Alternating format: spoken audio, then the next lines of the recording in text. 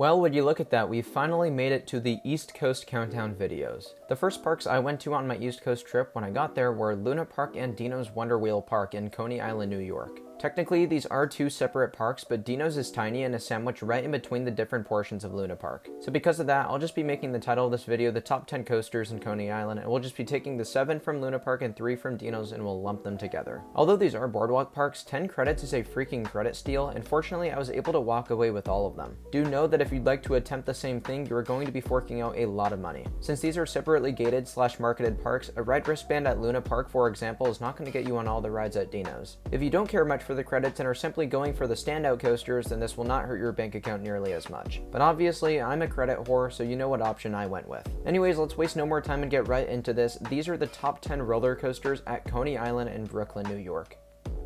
Number 10, Skyflyer. This ride right here is literally one of the tiniest little roller coasters I've ever seen. I actually forgot this ride even existed when I showed up to the park because it's honestly the most insignificant little ride ever. With that said, it was an additional credit, so I can't complain all too much, but it really didn't do anything other than serve that purpose, so moving on. Number 9, Minnie Mouse. This was actually the last coaster credit I obtained while at both parks since there weren't staff to operate it when I got there. For those of you wondering how I got back into this section of the park since re-entry is not allowed there, I couldn't really tell you. I think I walked out of the area through the entrance on accident, so perhaps that's the reason I dodged the bullet of not being allowed back in. As for the ride itself, it's just as short as Skyflyer in height, but at least it actually does something and goes through hairpin turns with the slightest bit of laterals. I still won't say that it's a very impressive kids coaster, but the Minnie Mouse model is quite rare and was the first I'd experienced. Number 8, Circus Coaster. While most of this coaster was a rather generic layout featuring a couple of turns and hills, it had an ending that sort of caught me by surprise. You see, I was expecting the trajectory of the layout to ride the same the whole way through, but you actually have 2 little speed hills at the end. And guys, I'm not kidding, these have some okay airtime, like more than I could have ever expected from this ride. But if you want to talk about a kids coaster that I was expecting airtime from, let's head on over to spot number 7.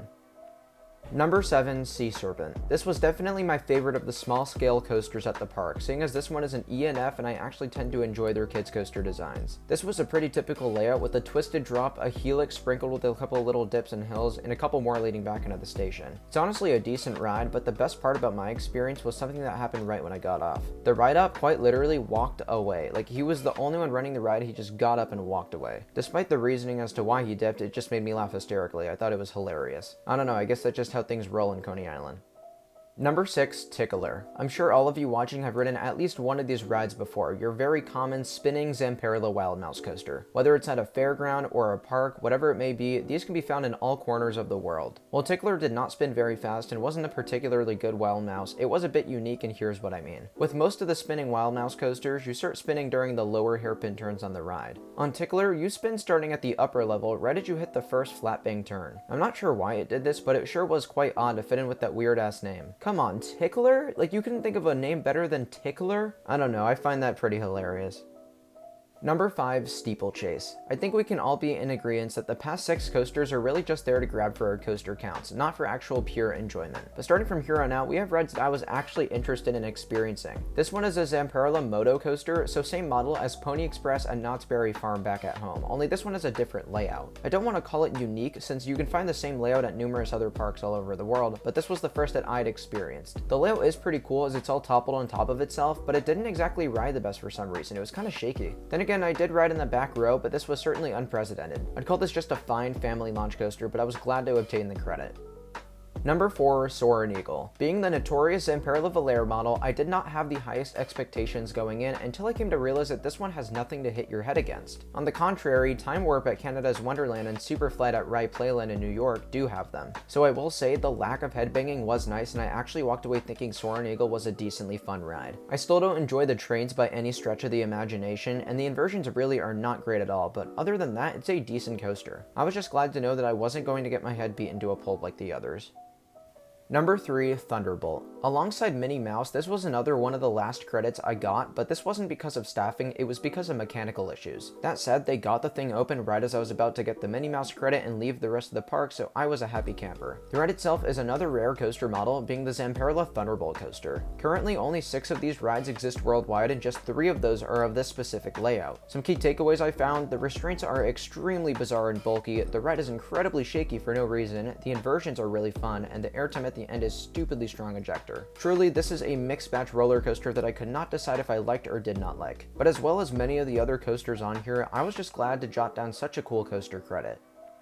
Number 2, Phoenix. The absolute newest roller coaster to open at Coney Island, Phoenix is one of those modern Vekoma family inverted coasters that have been making a splash worldwide. This one, unlike all of its 17 sister rides all over the world, is actually an original layout that was built to occupy a super small plot of land. With that said, this is my favorite of the layouts just barely, as it has some great low to the ground turns, high off the ground turns, helixes, overbank turns, and more. Plus, it rode ridiculously smooth and comfortably, and the reason of that would be that I rode this thing right as it opened. Or actually, Phoenix hadn't even officially opened by the time of my visit. For a while, I thought I was going to miss this ride during my visit, but when I went on June 28th, the ride had soft opened for its 3rd ever day. Talk about pure luck, I was really happy when they announced that it would be opening ahead of its official opening date. I'm especially grateful after riding it because it was a wonderful little family coaster that honestly made the trip out to Coney Island worth it in itself.